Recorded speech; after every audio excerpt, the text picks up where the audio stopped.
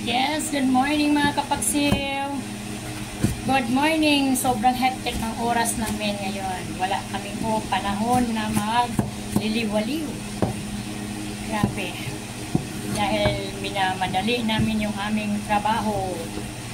Dahil may check-up yung bunso ngayon. Follow-up check-up. Kaya mga kapaksiw, hectic ang schedule namin ngayon. Grabe. Iwa time. Yes. Alam niyo mga kapakso, masipag ka lang, hindi ka magugutom. Kailangan talagang masipag ang tao. Oo. Tsaka sabayan ninyo ng tamang desisyon. Parang tatapano magkapag-tagumpayan natin lahat ng mga kailanganin natin sa araw-araw. Yan mga kapagsiyo. Punta muna ako sa kusina ko. Tingnan ko muna yung aking... Hoy! Baka nagkuha na naman sila. Tingnan ko muna yung aking pinaritong tilapyang maliliit. Sobrang liit. Baka nasunog na ito. Ayan eh. Very good. Hindi. Tama lang. Mahal ang mantika mga kapagsiyo. Kaya ekonomiya. Ang mantika last 2 months ago is 45 per long neck. Ngayon 125 na ang long neck mga kapagsiyo. Ang layo ng difference. Ay nako mga kapagsiyo. My God, bili tayo ng punta ako kay Maring Liklik baka sakali. Mayroon ako makuhang additional dito sa aking talong. Kunti lang kasi ang talong ko mga kapagsiw, alanganin gulay. Kaya punta ako kay Maring Liklik. God.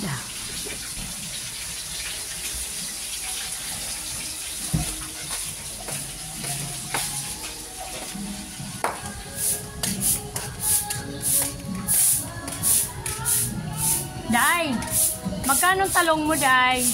5 piso isa din. Walang bawas yan, Day. Dagdag ko doon. Haman. Bawas. Oo. Pang ano ko man eh. Pang yan eh, di ba? pang ano ko, pang dagdag ko lang doon sa aking yan, eggplant. Sila. 15 lang ang tulo. Anong 5? Okay. Wala yung kanina. Pag nagulay na niya, wala na. Hi. Malaki gwapa ng among tao. Nag-live ka? Wala. Ano yan? Video. Sa YouTube. Pili ka na lang, te. 5 piso lang isa. Kasi 20 yan eh. 5 isa na lang. O, ayan o, malaki. Yung isa kanina, yung ano mo, hawak. Ayaw mo daw, wala kang tika. Saka wala sa atin yung silang kala na lang. Yan lang. Wala raw kala. Ano maluto mo ipaksiw din? Ipaksiw, gada na maluto. Pero kaso na ito, nilito siya. Wala nga daw kuno kalan. Kada lang din? Oh, 20. 20. Kadali lang ko lang ang kwarta ha. Sige. Kung dungag to, mas maganda ito malambot. Lagi kayo magnauna to. Ayan, mga kapagsiw. Grabe.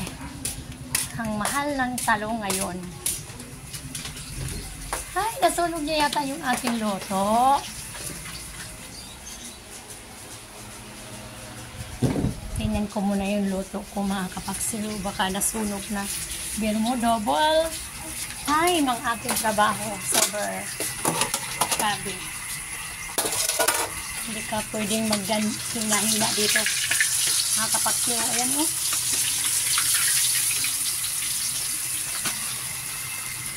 Hindi ka pwedeng mag-cute-cute, magpa-cute ng galaw. Aabutan ka ng sunog.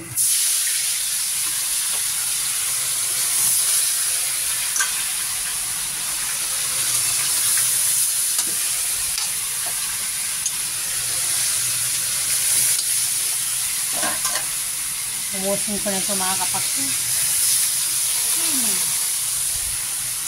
Yan. Hello, good afternoon para mamaya.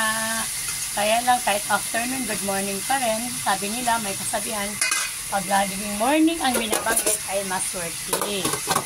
Swerte daw. Yan. Oh my God. Me.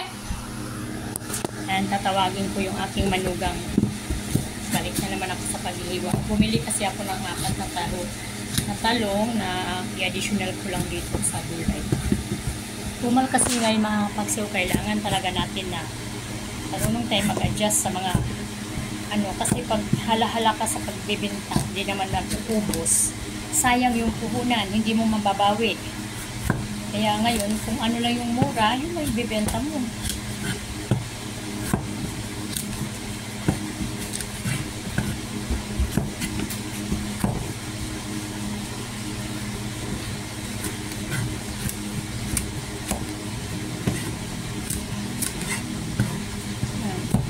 Sabihin mga kapagsiw, practical.